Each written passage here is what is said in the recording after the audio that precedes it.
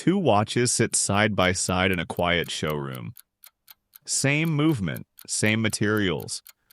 One costs 3 times more.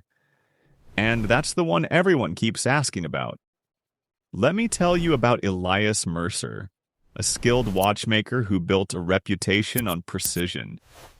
For years, he priced his pieces at a fair rate. Reliable, elegant, built to last.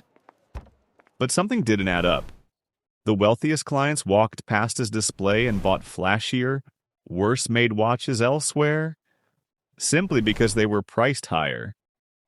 To them, his work felt ordinary, too accessible, too easy to own. So Elias tried something different. He took one of his standard watches, changed nothing inside, and gave it a new identity. A darker dial, a heavier box. A name that sounded like a legacy. Then he raised the price far above anything else in the shop. Everything changed. Suddenly, people stopped and stared. Conversation started.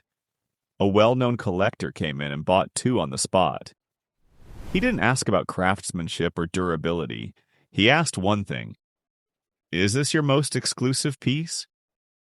When Elias said yes, the deal was done. The watch hadn't changed. The story had.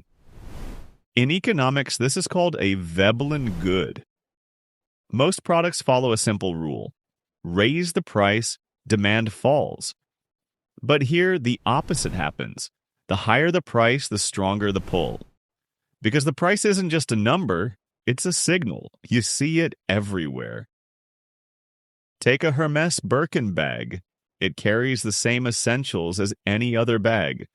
But drop its price too low and it loses what makes it desirable in the first place. In these markets, people aren't buying function. They're buying distance. Distance from the ordinary. Distance from the crowd. A basic watch tells time just fine, but the expensive one tells a story about who you are. I have shared free 50-plus resources on money, investing, and personal finance.